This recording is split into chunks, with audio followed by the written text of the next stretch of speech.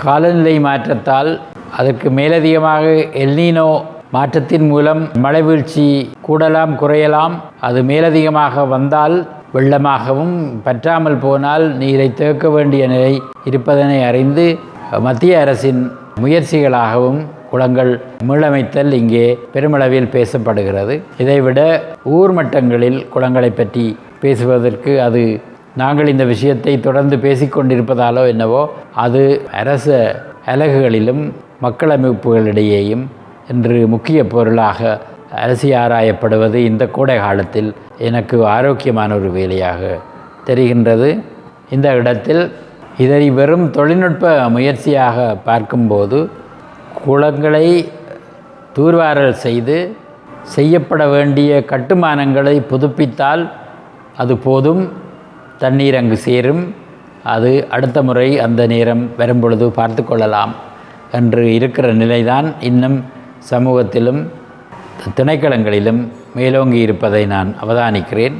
அது காலத்தின் ஒரு வெளிப்பாடாக நாங்கள் அந்த நிலைக்கு ஒரு சமூகமாக வந்திருக்கிறோம் என்பது தவிர்க்க முடியாததாக இருந்தாலும் இந்த இடத்தில் நாங்கள் நின்று மீள் பார்வை செய்து மக்களையும் சமூகத்தையும் இயற்கையையும் எவ்வாறு மீள ஒன்றிணைப்பது என்ற விடயத்தில் அக்கறை செலுத்த வேண்டிய ஒரு தேவை இருப்பதை நான் மீளவும் இந்த இடத்தில் வலியுறுத்துகிறேன். குளம் என்பது எல்லோருக்குமான பொது சொத்து. அந்த பொது சொத்துக்கு பொது பொறுப்பு மக்களிடையே இருக்க வேண்டும். அதை கண்காணித்து வேலைகளை செய்யும் பொறுப்பை அரசு எடுக்க வேண்டும். ஆனால் அது பெருமதியான குளமாகவும் அழகான ஒரு காட்சி பொருளாகவும் இயற்கை வனப்பு கொண்டதாகவும் இருக்க வேண்டுமானால் அது சமூகத்தில் உள்ள எங்கள் எல்லோருடைய பொறுப்பு என்பதை நான் அதோடு சேர்ந்து உள்ளூராட்சி அதிகாரத்தில் உள்ள மக்கள் பிரதிநிதிகளின் கையில் அது இருக்கிறது என்பதை மீளவும் சொல்ல ஆசைப்படுகிறேன்.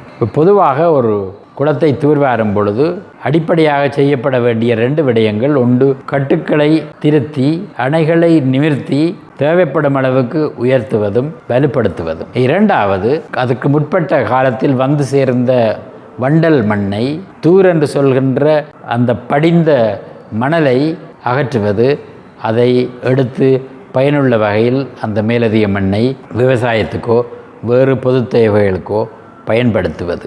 இந்த 2 முயற்சிகளும் எந்த ஒரு குளத்தை எடுத்தாலும் குறிப்பிடத்தக்க அளவு அந்த குளத்தின் பரிமாணம் அதிகரிக்கப்படும் காரணத்தினால் அங்கு அதற்கு பிறகு வருகின்ற மாரி காலத்தில் கூடிய நீர் தேங்குவதற்கான ஒரு வாய்ப்பாக அமைகிறது.